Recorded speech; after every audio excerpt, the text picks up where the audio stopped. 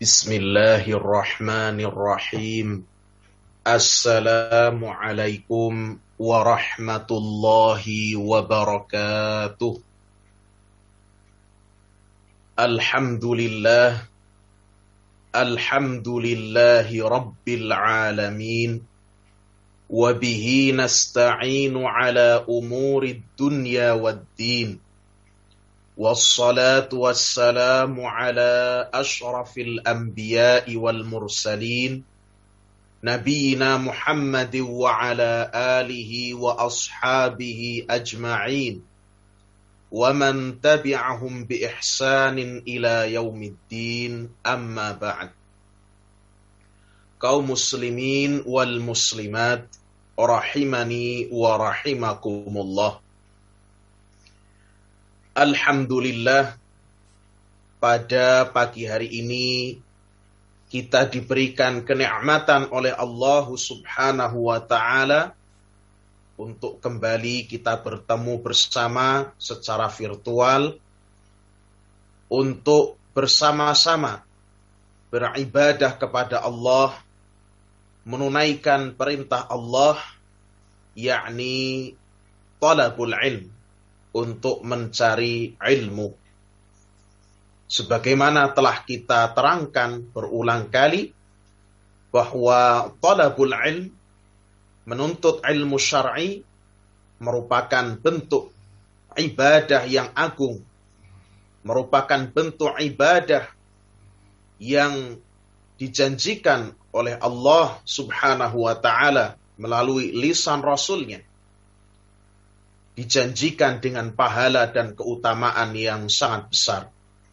Sehingga kita harapkan pertemuan kita pada pagi hari ini menjadi amal saleh yang ikhlas untuk mencari keridhaan Allah Subhanahu wa ta'ala, dan akan dibalas oleh Allah Subhanahu wa ta'ala dengan pahala yang sebaik-baiknya di dunia dan di akhirat.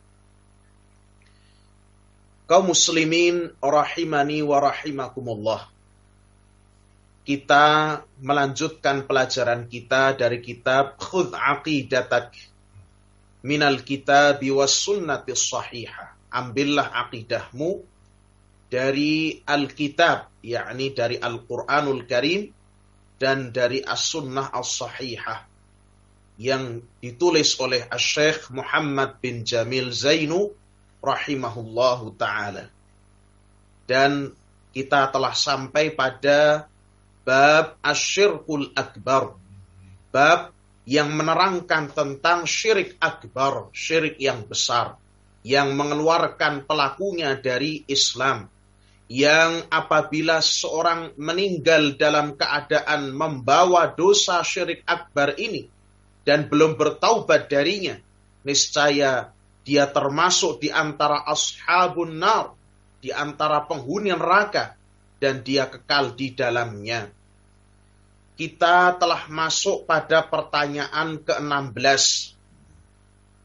Hal syirku mawjudun fi hadhil ummah? Pertanyaan ke-16. Hal syirku mawjudun fi hadhil ummah? Apakah syirik itu ada?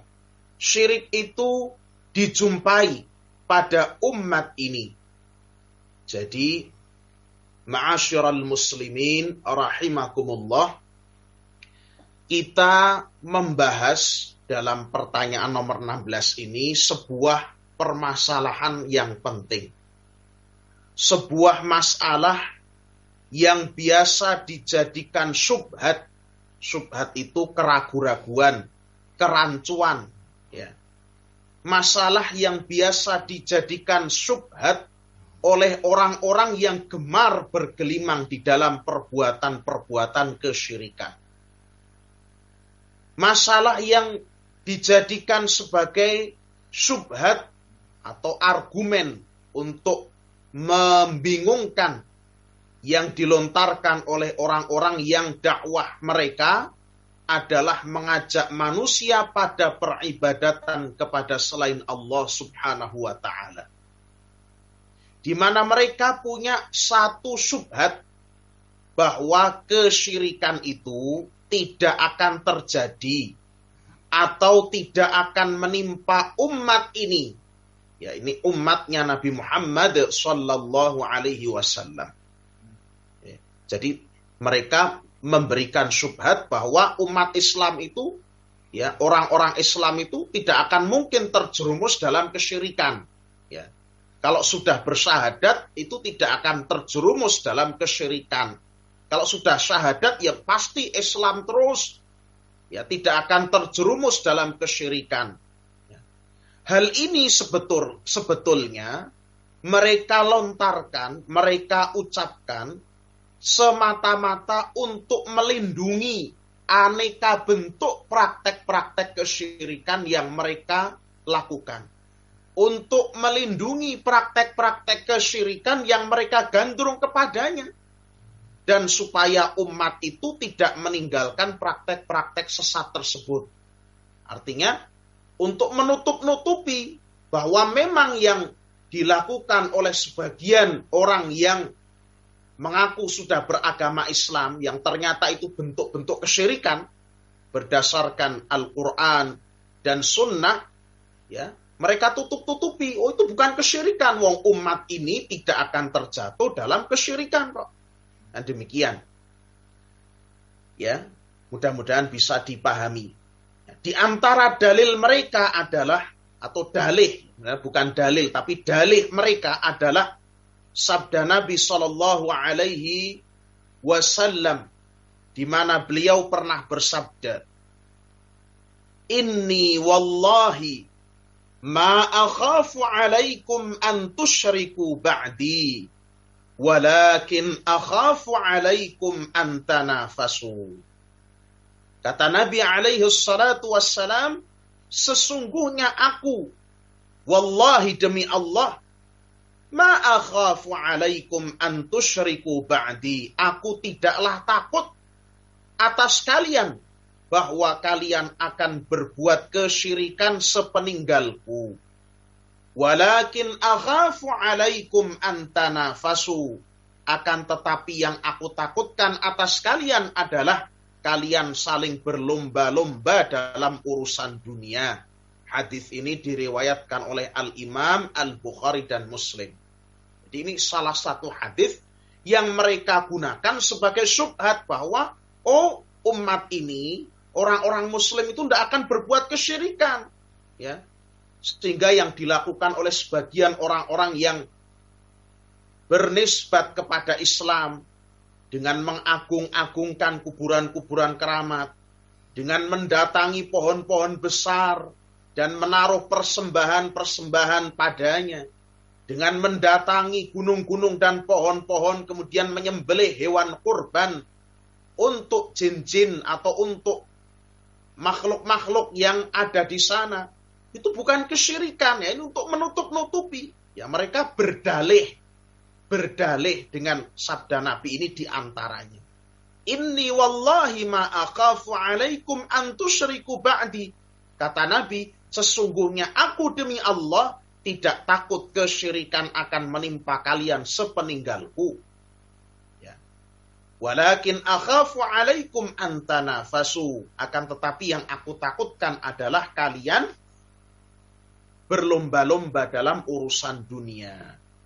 Sehingga kami katakan bahwa permasalahan ini penting sekali. Karena ini syubhat. Syubhat itu harus dihilangkan. Syubhat itu harus dibantah. Karena kalau dibantah itu akan meracuni dan membuat penyakit di dalam hati. Akan menjadikan pemahaman kita menyimpang. Sehingga syubhat itu penting sekali untuk kita bantah. Itulah mengapa pembahasan ini sangat penting sekali untuk kita perhatikan dengan seksama. Barakallahu fikum. Nah, jawaban atas mereka ini, atas syubhat mereka ini dari beberapa sisi. Yang pertama, hadis di atas yang mereka sebutkan itu sama sekali tidak menunjukkan bahwa kesyirikan tidak akan terjadi di tengah-tengah umat ini. Kalau kita cermati baik-baik, Nabi Shallallahu Alaihi Wasallam tidak mengatakan bahwa kalian tidak akan terjatuh dalam kesyirikan. Tidak. Bukan itu yang disabdakan Nabi Shallallahu Alaihi Wasallam. Akan tetapi hadis ini membicarakan mengenai fitnah besar yang lebih beliau khawatirkan, yakni fitnah dunia. Fitnah bahwasannya umat ini sepeninggal beliau alaihi salatu wassalam akan berlomba-lomba dalam mengejar urusan-urusan dunia, mengejar gemerlapnya dunia. Ma'asyiral muslimin, fitnah dunia itu dilihat dari satu sisi mungkin memang kalah dengan bahaya kesyirikan. Akan tetapi bila kita cermati lebih dalam, dari sisi bagaimana lihai, bagaimana samar-samarnya, bagaimana halusnya syaitan masuk melalui pintu gemerlap dunia ini, maka ia jauh lebih berbahaya. Karena dampaknya terhadap agama seseorang itu bisa sangat-sangat merusak. Orang bisa mengorbankan agamanya, bahkan mengorbankan akidah dan tauhidnya, karena berlomba-lomba mengejar gemerlap dunia. Inilah mengapa Nabi alaihi salatu wassalam mensabdakan, aku tidak mengkhawatirkan, aku tidak mengkhawatirkan, kalian akan berbuat kesyirikan sepeninggal saya. Akan tetapi yang aku khawatirkan, aku takutkan atas kalian adalah kalian berlomba-lomba dalam urusan dunia. Ini kenapa? Karena kesyirikan itu bila murni tidak dibungkus apa-apa, maka ia adalah kebatilan yang nyata-nyata jelas kebatilannya. Yang namanya kesyirikan itu jelas kebatilannya kalau tidak dibungkus apa-apa. Orang kok mengibadahi pohon, orang kok mengibadahi gunung, orang kok mengibadahi syaitan, jin-jin yang sama-sama hamba seperti kita. Risalah Islam sudah terang benderang dalam menjelaskan, dalam membantah, dalam merontokkan kesyirikan itu dengan hujjah-hujjah, dengan argumen-argumen yang terang, dengan bukti-bukti yang kuat, yang tidak terkalahkan. Sebagaimana firman Allah subhanahu wa ta'ala, qad tabayyana ar-rusydu minal ghayy. Sungguh telah nampak jelas ar-rusyd, jalan petunjuk itu, minal ghayy, dari jalan yang sesat atau menyimpang, telah jelas. Demikian pula firman Allah azza wa jalla, wa qul ja'al haqq wa zahaqal batil innal batila kana zahuqa. Dan katakanlah, ja'al haqqu, telah datang al-haq itu, wa zahaqal batil, dan telah lenyap kebatilan. Innal batila kana zahuqa, sesungguhnya kebatilan itu adalah suatu yang pasti akan lenyap.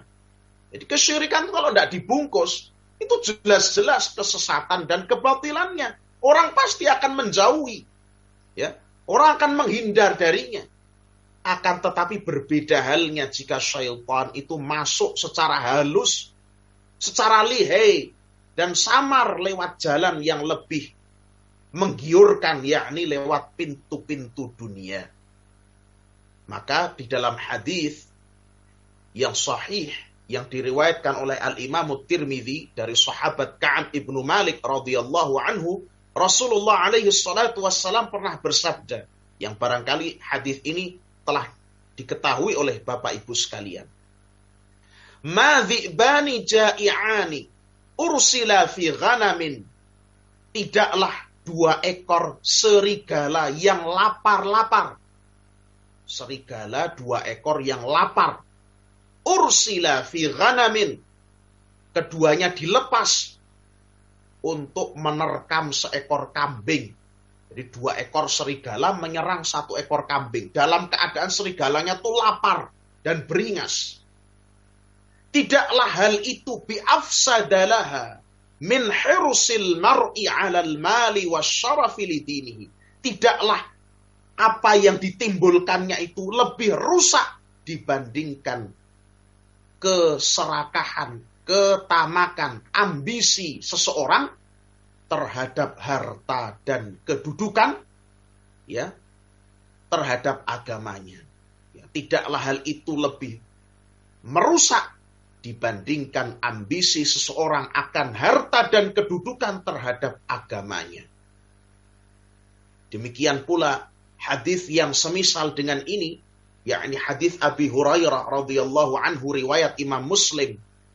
Badiru bil a'mal, bersegeralah kalian untuk beramal, fitanan kaqita'il lailil muzlim, sebelum datangnya fitnah seperti potongan malam yang gelap gulita.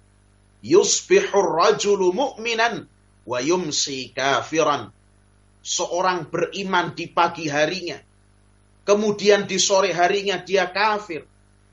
Wa yumsi mu'minan wa yusbihu kafiran, atau seseorang kafir di sore harinya, ya, atau seorang beriman di sore harinya, kemudian kafir di pagi harinya. Yabi'u dinahu bi'aradin minad dunya, dia menjual agamanya untuk mendapatkan bagian dari kehidupan dunia. Kita perhatikan bagaimana dunia itu bisa merusak agama seorang serusak-rusaknya. Sampai karena dunia, seseorang juga sangat besar kemungkinannya terjerumus dalam berbagai bentuk kesyirikan dan kekufuran. Sebagaimana hadis-hadis yang telah kita bacakan tadi. Itulah mengapa Nabi SAW lebih mengkhawatirkan fitnah dunia. Bukan berarti bahwa fitnah kesyirikan itu atau bahaya kesyirikan tidak bahaya, tapi dari segi halusnya, dari segi samarnya, dari segi lihainya syaitan masuk dari pintu dunia, itu jauh lebih berbahaya.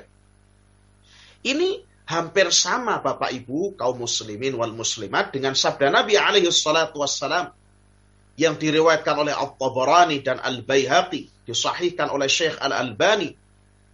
Nabi SAW pernah bersabda, akhwafu ma akhafu ala ummati kullu munafiqin alimil lisan. Hal yang paling aku takutkan atas umatku adalah setiap orang munafik yang pandai dalam berbicara, yang alim dalam berbicara dalam lisannya. Mengapa Nabi SAW tidak lebih mengkhawatirkan orang yang jelas-jelas tidak beriman, orang yang jelas-jelas kafir kepada Allah? Karena orang-orang yang kafir, yang sharih, yang jelas kekafirannya, jelas memusuhi agama kita, itu sudah jelas diketahui bahayanya oleh umat dan akan langsung dijauhi oleh manusia. Akan tetapi orang munafik yang pura-pura berada di tengah-tengah barisan kaum muslimin, menampakkan ciri-ciri keislaman padahal dia menyembunyikan kebatilan dan kekufuran, ingin merusak Islam dari dalam. Ditambah lagi dia alimul lisan, pandai alim dalam berbicara, pandai bersilat lidah, pandai berkilah, pandai berdebat. Orang seperti ini jelas lebih besar bahayanya, dan juga lebih besar fitnahnya bagi umat Islam. Ya, inilah mengapa orang munafik Nabi lebih mengkhawatirkan. Bukan berarti orang kafir itu tidak bahaya. Bukan berarti orang kafir tidak ada, bukan. Tapi karena dilihat dari sisi lebih lihainya, lebih samarnya, lebih menipu, ya, lebih menjerumuskan, ya, maka Nabi lebih mengkhawatirkannya. Inilah uslub Nabi SAW. Ya, uslub gaya Nabi SAW, kebiasaan Nabi SAW. Beliau sangat sering memperingatkan umatnya dari perkara-perkara yang membahayakan dan membinasakan semacam ini, yang sifatnya samar-samar, karena lebih menggelincirkan tanpa disadari. Sebagaimana juga di dalam sebuah hadis yang lain, yang diriwayatkan oleh Imam Ahmad dengan sanad yang sahih, Nabi Shallallahu Alaihi Wasallam pernah bersabda, Inna akhwafa ma akhafu alaikum asyirkul asghar. Sesungguhnya perkara yang paling aku takutkan atas kalian adalah asyirkul asghar, syirik yang kecil. Para sahabat bertanya, ya Rasulullah, wa masyirkul asghar? Wahai Rasulullah, apa itu syirik kecil? Qala ar-riya. Beliau bersabda, riya, yakni beramal untuk dilihat manusia. Hadis ini bukan berarti bahwa syirik akbar, syirik yang besar itu tidak berbahaya.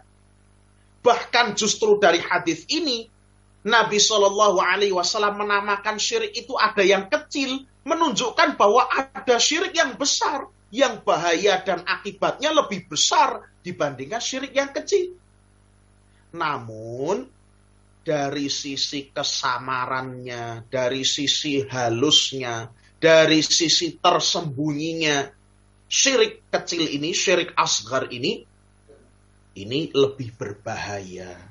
Sehingga beliau memperingatkan kita darinya agar tidak disepelekan, agar kita jangan berleha-leha, dan supaya kita tetap waspada dari syirik yang satu ini. Meskipun namanya syirik asghar, syirik kecil, jangan berleha-leha.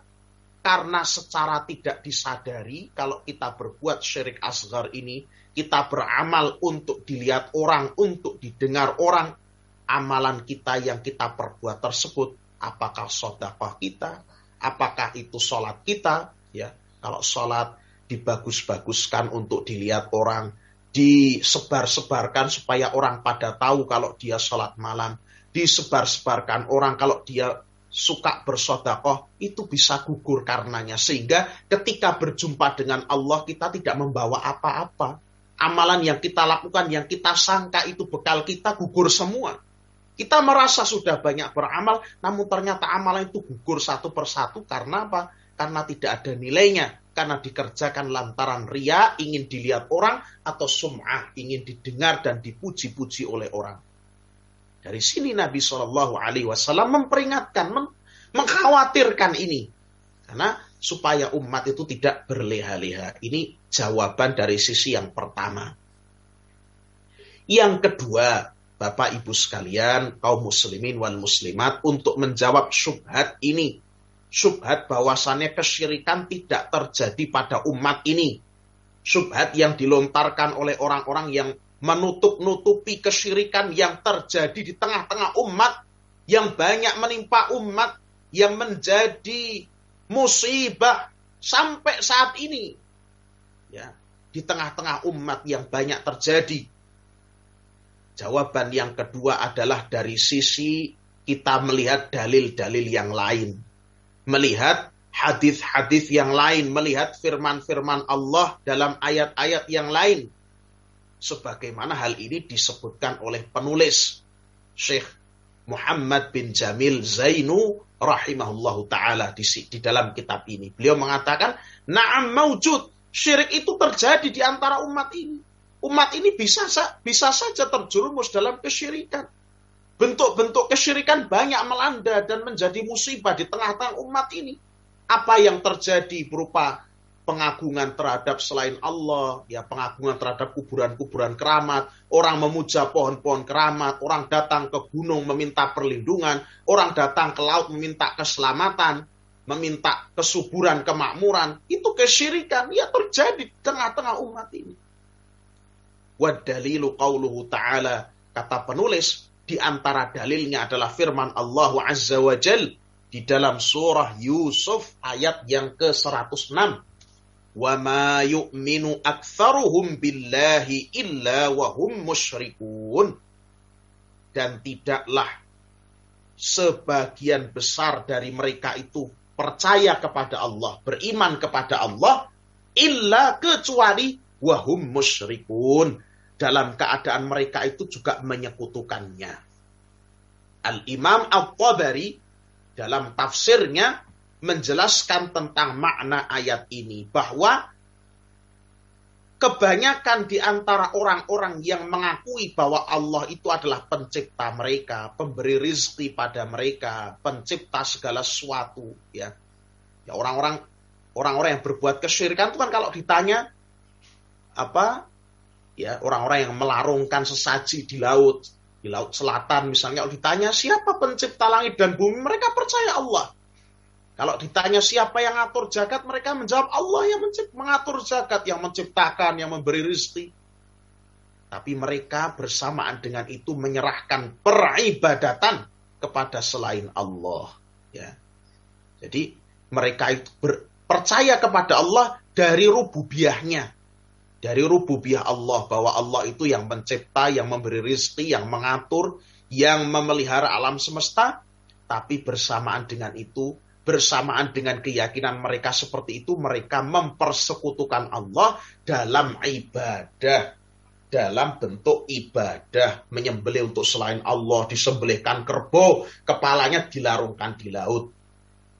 Berdoa, itu kan ibadah, mereka panjatkan kepada yang bau reksa di laut selatan, yang bau reksa pohon-pohon besar, yang ada di kuburan keramat, ya, yang mereka yakini seperti itu. Hal ini juga dijelaskan oleh sejumlah ulama salaf seperti sahabat Abdullah ibnu Abbas radhiyallahu anhuma, beliau sahabat Nabi. Demikian pula Ikrimah dari kalangan tabi'in tentang tafsir surah Yusuf ayat 106 ini. Bahwa yang dimaksud dengan keimanan mereka kepada Allah, wa ma yu'minu aktsaruhum billah illa wa hum musyrikun, dan kebanyakan mereka itu tidaklah beriman kepada Allah kecuali mereka juga menyekutukannya. Kata Ibnu Abbas dan Ikrimah, bahwa keimanan mereka kepada Allah itu pengakuan bahwa Allah itu yang menciptakan langit, bumi, dan isinya. Namun bersamaan dengan itu, mereka mempersembahkan bentuk-bentuk ibadah kepada selain Allah. Ini dalam tafsir Ibnu Jarir At-Tabari. Bisa dilihat dan diperiksa dalam tafsir surah Yusuf ayat ke-106. Demikian pula, di sini penulis menyampaikan sabda Nabi alaihi salatu wassalam yang diriwayatkan oleh Al-Imam At-Tirmidzi dengan sanad yang sahih. Nabi alaihi salatu wassalam bersabda, la taqumus sa'atu hatta talhaqu qabailu min ummati bil musyrikin wa hatta tu'badal awthan. Tidak akan tegak hari kiamat sampai beberapa kabilah dari umatku akan bergabung dengan orang-orang musyrikin. Dan sampai disembah kembali al-awthan, berhala-berhala. Berhala itu yang dimaksud dengan al-awthan, berhala itu jangan dipahami kok cuma patung saja. Patung-patung seperti patung yang dipahat. Bukan itu, jangan dipahami begitu. Al-awthan bukan hanya itu. Al-awthan, berhala yang dimaksud dalam Al-Quran, itu juga termasuk pohon-pohon gede. Itu juga al-awthan, ya. Karena dulu salah satu berhala, ya kalau tidak salah berhala Manat atau Al-Uzza, salah satu di antara keduanya, ya. Itu bentuknya pohon gede, pohon besar, ya. Pohon besar yang di dalamnya itu ada jin perempuan. Sehingga kalau ada orang meminta-minta di pohon gede itu, ada yang berbicara, ada yang jawabi. Kalau ada orang semedi, ada yang jawabi, yang ngasih wangsit. Siapa? Ya jin perempuan yang tumbuh di situ untuk menyesatkan manusia. Demikian pula berhala yang ada di Taif itu bentuknya batu besar. Sebagaimana yang sekarang juga umat ini, ya orang-orang di kalangan saudara-saudara kita tuh ada yang terjerumus dalam kesyirikan seperti ini. Kalau ada batu gede, itu dikeramatkan. Seperti kalau saya dulu pengalaman di Magelang, di dekat Jumoyo Kidul itu kan ada perbukitan. Di sana katanya ketika teman-teman saya KKN itu Naik ke sana, itu diwanti-wanti, sana ada batu besar yang konon katanya itu batu itu ada yang tunggu, pokoknya dikeramatkan. Ya. Nah, seperti ini. Jadi jangan ketika disebut berhala itu bayangannya hanya patung, ya patung bentuknya orang itu, bukan. Tapi juga kuburan keramat, pohon-pohon besar, batu-batu besar, itu juga berhala. Nanti akan datang sabda Nabi yang terkait dengan hal ini. Demikian pula yang tidak disebutkan penulis di sini, banyak hadis di antaranya Nabi Shallallahu Alaihi Wasallam, Rasulullah Muhammad Shallallahu Alaihi Wasallam itu pernah bersabda menjelang wafatnya. Menjelang wafatnya, sabda Nabi yang terakhir itu, ya, ala wa inna man kana qablakum ya kanu yattakhiduna qubura anbiya'ihim wa salihihim masajid. Ketahuilah bahwasannya orang-orang sebelum kalian mereka menjadikan kubur-kubur para nabi-nabi mereka dan kubur-kubur orang soleh di antara mereka sebagai masjid-masjid, sebagai tempat ibadah, sebagai tempat untuk i'tikaf, kalau bahasa kita semedi, tempat untuk menetap di sana, bermalam di sana, beribadah di sana. Ala, ketahuilah, ingatlah, camkanlah, fala tattakhidhul qubura masajid, janganlah kalian menjadikan kuburan-kuburan sebagai masjid, sebagai tempat ibadah, sebagai tempat untuk, ya, i'tikaf, tempat untuk berdoa. Jangan. Berdoa maksudnya berdoa minta hajat pada Allah. Jangan. Kata ini pesan Nabi di akhir-akhir hayat beliau. Di ketika beliau telah menderita sakit yang menghantarkan beliau kepada wafatnya beliau. Alaihi salatu wassalam. Inni anhaakum an dzalik, kata Nabi, sesungguhnya aku betul-betul melarang kalian dari hal tersebut. Dalam lafaz yang lain, ya di Sahihul Bukhari dari hadis Aisyah radhiyallahu anha, Aisyah bercerita, "Lamma ishtakan Nabiyyu sallallahu alaihi wasallam, dzakarat ba'du nisa'ihi kanisatan ra'ainaha bi ardil Habasyah." Ketika Nabi sallallahu alaihi wasallam mulai menderita sakit yang menghantarkan beliau pada wafatnya, sebagian di antara istri-istrinya biasanya mendampingi beliau menyebutkan, menceritakan sebuah gereja yang mereka lihat di negeri Habasyah, sekarang Ethiopia, ya, Sudan. Yuqalu laha Maryah, yang dinamakan gereja Maria. Wa kanat Ummu Salamata wa Ummu Habibah radhiyallahu anhuma atata ardal Habasyah. Dan sesungguhnya Ummu Salamah dan Ummu Habibah, dua-duanya adalah istri Rasulullah Sallallahu Alaihi Wasallam, ibunda orang-orang beriman. Keduanya pernah mendatangi negeri Habasyah. Fadzakarata min husniha wa tasawira fiha. Mereka pun menceritakan tentang bagusnya gereja itu. Jadi bagusnya, indahnya bangunannya, dan adanya gambar-gambar di dalamnya. Ya, kita biasa temui ya kalau gereja-gereja ortodoks atau gereja-gereja Katolik itu ada gambar-gambar para santo, orang-orang solehnya mereka. Ya, termasuk juga gambar-gambar para nabi. Farafa'a ra'sahu, maka mendengar cerita dari istri-istrinya itu, Nabi mengangkat kepalanya dalam keadaan beliau berbaring sakit. Beliau langsung mengangkat kepalanya seolah beliau memandang bahwa permasalahan ini sangat-sangat mengkhawatirkan. Beliau langsung bersabda, "Ulaika idza mata fihimur rajulus salih banau ala qabrihi masjidah." Mereka itu adalah orang-orang yang ketika meninggal di antara mereka orang yang saleh, mereka membangun di atas kuburnya masjid. Thumma sawwaru tilka surata. Kemudian mereka menggambar-gambar dari orang-orang soleh tersebut. Ulaika hum syirarul khalqi indallah. Mereka itu adalah seburuk-buruknya makhluk di sisi Allah. Hadis riwayat Al-Bukhari. Ini. Kalau sekiranya Nabi tidak mengkhawatirkan syirik besar terjadi pada umat ini, Nabi tidak akan bersabda dan berwasiat seperti ini. Dan sabda Nabi ini yang terkandung dalam hadis ini justru itu yang terjadi di masa kini. Yang menjadi musibah besar yang menimpa umat ini.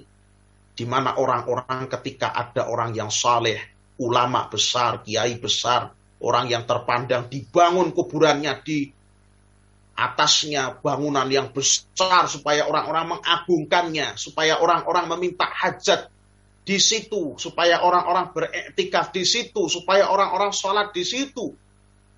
Nah, inilah musibah yang dikhawatirkan Rasulullah. Nabi sudah mewanti-wanti, jangan lakukan itu.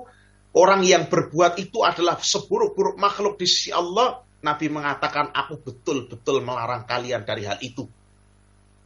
Dalam hadis yang lain yang sahih, Nabi juga alaihi salatu wassalam, beliau pernah berdoa, bersabda, dan sabdanya ini seolah-olah peringatan kepada kita. Allahumma la taj'al qabri wathanan yu'bad. Ya Allah, janganlah engkau jadikan kuburanku kelak menjadi berhala yang disembah.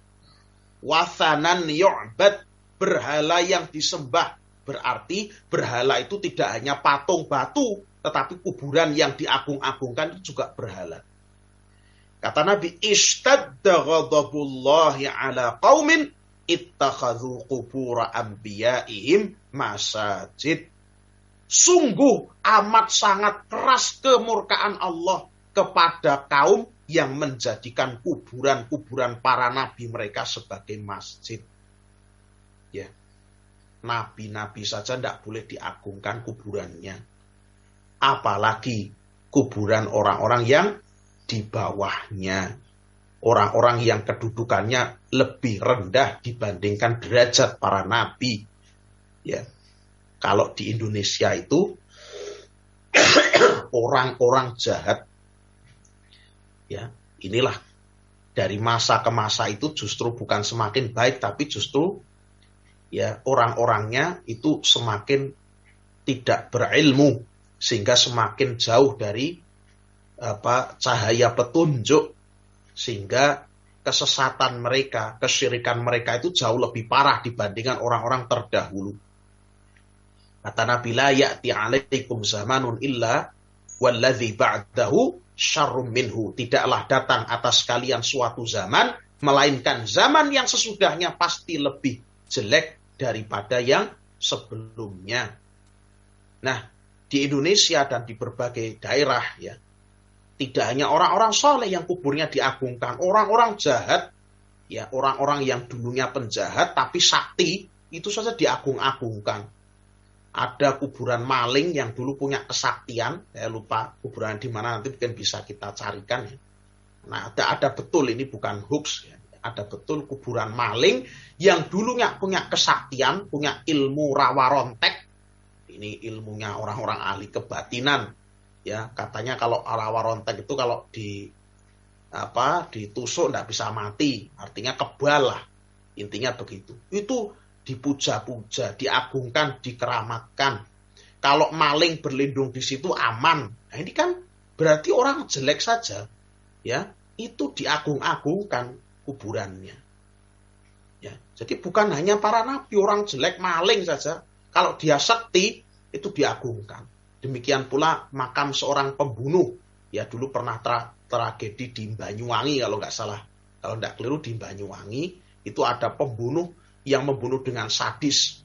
Ya, kemudian makamnya juga sampai sekarang ditakuti dan dikeramatkan. Ini berarti apa? Kesyirikan di zaman ini itu lebih parah dibandingkan kesyirikan orang-orang di masa lalu.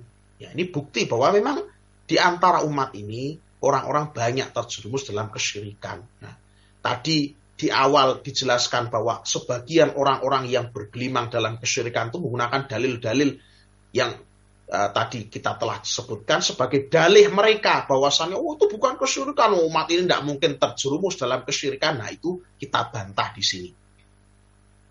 Dari sini juga Bapak Ibu dan kaum muslimin sekalian, kita mengetahui kekeliruan beberapa kalangan Syafi'iyah, para pengikut mazhab Syafi'i yang mutaakhirin, yang akhir-akhir, ya, karena orang itu kalau mengikuti mazhab Syafi'i kadang-kadang tidak sesuai dengan Imam Syafi'i, kadang-kadang hanya bernisbat saja pada mazhab Asy-Syafi'i, tapi sebenarnya meninggalkan ajaran dan perkataan-perkataan, wejangan-wejangan akidahnya Al-Imam Syafi'i rahimahullah ta'ala sendiri. Hanya bernisbat pada mazhab Syafi'i, tapi mereka mengikuti ajaran-ajaran dan kepercayaan-kepercayaan yang salah, yang sesat, yang mengakar di masyarakat. Ya, sebagian di antara para pengikut Syafi'iyin yang akhir-akhir, yang mutaakhirin, itu menyatakan bahwa kalau kubur-kubur orang biasa itu memang tidak boleh diberi bangunan, tidak boleh ditinggikan, tidak boleh dibangunkan bangunan di atasnya. Akan tetapi kalau kubur-kubur Nabi dan orang-orang soleh itu berbeda, itu boleh. Ya, justru malah terbalik, maksudnya bukan terbalik. Oh, berarti nek kubur orang biasa malah boleh. Bukan.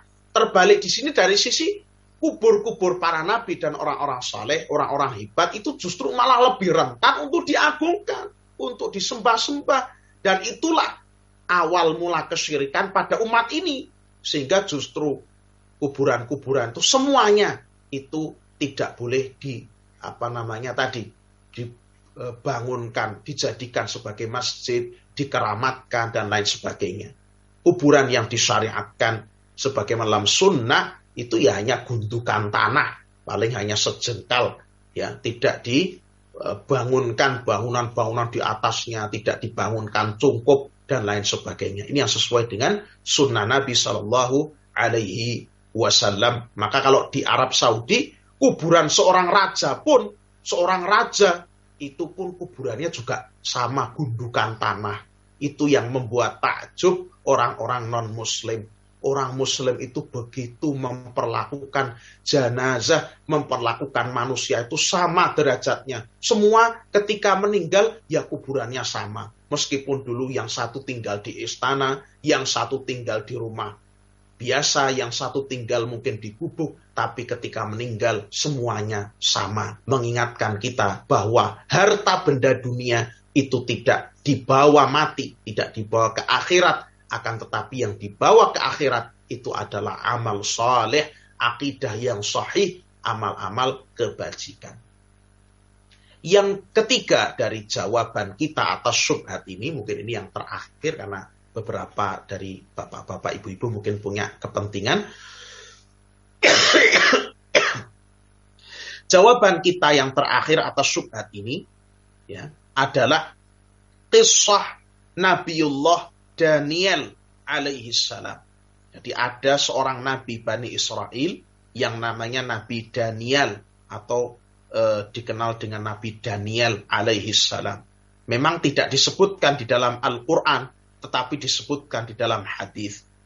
Di mana hadis ini diriwayatkan oleh beberapa orang sahabat, beberapa orang ahli hadis, di antaranya Al-Baihaqi dalam Dalailun Nubuwah, kemudian juga Ibnu Katsir dalam Qasasul Anbiya, juga dalam Al-Bidayah wan Nihayah. Diceritakan bahwa ketika kaum muslimin, di mana pada saat itu adalah zaman pemerintahan sahabat Umar ibn Khattab radhiyallahu taala anhu, ketika kaum muslimin, ya, para sahabat itu menaklukkan negeri Persia, dan ketika itu sampai di kota yang bernama Tustar. Ya, silahkan dicari, itu kalau bahasa sekarang kalau nggak salah namanya Sustar. Ya, Sustar. Kalau dulu namanya Tustar. Di kota Tustar itu mereka menjumpai rumah atau gudang harta milik seorang bernama Al-Hurmuzan. Ya, di sana mereka menjumpai sebuah ranjang, ya, ranjang tempat tidur yang di atasnya ada jenazah yang masih utuh, ya, masih utuh, ya, dan di atas jenazah itu ada sebuah kitab, ya, yang berisi tentang kejadian-kejadian yang akan datang, termasuk di antaranya kedatangan Nabi Muhammad alaihi salatu wassalam dan juga para pengikutnya. Nah, melihat hal itu, ya mereka bertanya kepada penduduk di daerah situ, ya, kenapa ini ada jenazah, ini jenazah siapa, ya dibaca juga dalam kitab yang dituliskan, ada di atas dada dari jenazah itu, ini adalah Nabiullah Daniel, nabi dari Bani Israel. Ya, nabi itu jenazahnya utuh, tidak akan dimakan usia, tidak akan dimakan bumi. Ya, jadi memang jenazahnya utuh. Nah, jenazah itu disimpan di rumah harta Al-Hurmuzan untuk ketika masa paceklik itu mereka gotong keluar sehingga mereka mengharap-harap turunnya hujan, dan memang turun hujan betul. Ya. Nah, melihat hal itu, ya disampaikan kepada sahabat Umar ibn Khattab radhiyallahu taala anhu, kemudian beliau memerintahkan agar pada siang harinya digali 13 lubang. 13 pusara digali. Ya, yang terpisah-pisah. Kemudian pada malam harinya jenazah Nabiullah Daniel alaihissalam itu dikuburkan di salah satu lubang oleh orang-orang khusus, dan lubang tadi kemudian diratakan, dan dalam penjelasan sebagian ulama disebutkan bahwa di atas kuburan itu kemudian dialirkan sungai. Jadi sungainya itu dibendung, kemudian sungai itu dialirkan lagi. Dan Bapak Ibu bisa melihat, ya sesuai dengan yang dikisahkan dalam hadis tersebut, bahwa kota Tustar, ya di Persia itu memang kota yang dikenal memiliki sistem hidrolik. Ya, sistem hidrolik, jadi pembendungan, pengairan itu di sana memang maju. Sebelum Eropa itu sudah maju. Ya, kota Tustar nanti bisa dilihatlah oleh Bapak Ibu di internet. Kota Tustar itu punya sistem pengairan, ya sistem hidrolik yang bagus. Jadi sungai itu bisa dibendung, kemudian dialirkan lagi. Ya, itu membuktikan kebenaran kisah ini, menguatkan kisah ini. Ya. Kenapa demikian dilakukan? Dijelaskan bahwa Umar ibn Khattab dan para sahabat itu khawatir kalau adanya jenazah itu, ya jenazah Nabiullah Daniel, kemudian diminta hujan darinya, itu akan menimbulkan fitnah kesyirikan di tengah-tengah umat. Ya, kalau dibiarkan dan para sahabat habis, ya para sahabat telah meninggal dunia, kemudian tersisalah generasi yang banyak tidak berilmu, maka orang-orang akan terfitnah dengan itu. Ya. Sekiranya pemahaman para sahabat yang mulia itu seperti pemahaman orang-orang yang melontarkan syubhat tadi, tentunya para sahabat tidak akan melakukan hal semacam itu. Tidak akan sampai seperti itu dalam menguburkan jenazah Nabi Daniel alaihissalam sampai tersembunyi seperti itu. Artinya para sahabat memahami hadis-hadis Nabi, memahami ayat-ayat Al-Quran, bahwa memang umat ini ya tidak aman dari kesyirikan. Akan ada ya bentuk-bentuk kesyirikan yang akan menimpa, yang akan menjadi musibah di tengah-tengah umat ini. Ya. Jadi itulah juga mengapa Nabiullah Ibrahim alaihissalam, meskipun beliau adalah imamnya orang-orang yang bertauhid, meskipun kita tahu bagaimana perjuangan beliau dalam menegakkan agama Allah, dalam mendakwahkan agama tauhid, beliau pun masih berdoa. Beliau masih berdoa, wajnubni wa baniya an na'budal asnam. Ya Allah, jauhkanlah aku, wa baniya, dan anak-anakku, an na'budal asnam, dari kami itu menyembah asnam, menyembah berhala-berhala. Ini Nabiullah Ibrahim, kekasih Allah, Khalilur Rahman, imamnya orang-orang bertauhid, imamnya orang-orang yang hanif, ya, bapaknya para nabi. Beliau masih mengkhawatirkan dirinya terjerumus dalam kesyirikan. Beliau berdoa, bermunajat kepada Allah, ya Allah, jauhkanlah aku dan keturunanku, anak-anakku dari menyembah berhala. Jadi kalau Nabiullah Ibrahim seperti itu, maka kita pun tidak boleh merasa aman dari kesyirikan. Kita harus terus belajar tentang ilmu tauhid, belajar akidah yang sahih. Jangan sekali-kali bosan dalam belajar tauhid dan memperbaiki akidah. Karena ini tadi alasannya.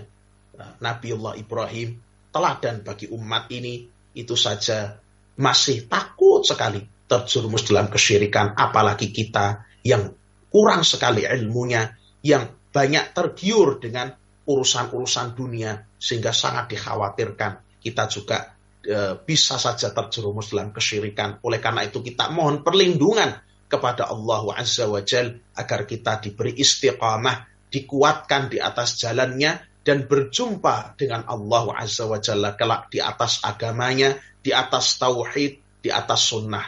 Dan kita doakan mudah-mudahan orang-orang yang telah mendahului kita wafat di atas iman. Ya, demikian mungkin yang bisa kita sampaikan pada hari ini. Mudah-mudahan apa yang kita sampaikan dari jawaban ini telah menjawab secara memuaskan atas syubhat orang-orang yang berdakwah kepada peribadatan kepada selain Allah, bahwasanya umat ini itu tidak akan terjerumus dalam kesyirikan. Jadi yang dilakukan umat ini ngelarung di laut itu bukan kesyirikan, itu bukan kesyirikan, itu cuma tradisi yang adiluhung, ya, yang seperti ini. Mudah-mudahan jawaban kita dari ayat-ayat Al-Quran, dari sunnah, ya, yang sesuai dengan fitrah dan akal yang sehat ini tadi, betul-betul jawaban yang memuaskan dan menenangkan hati kita. Dan mudah-mudahan ini menjadi ilmu yang bermanfaat bagi kita semua. Barakallahu fikum, subhanakallahumma wa bihamdika, asyhadu an la ilaha illa anta, astaghfiruka wa atubu ilaik. Assalamualaikum warahmatullahi wabarakatuh.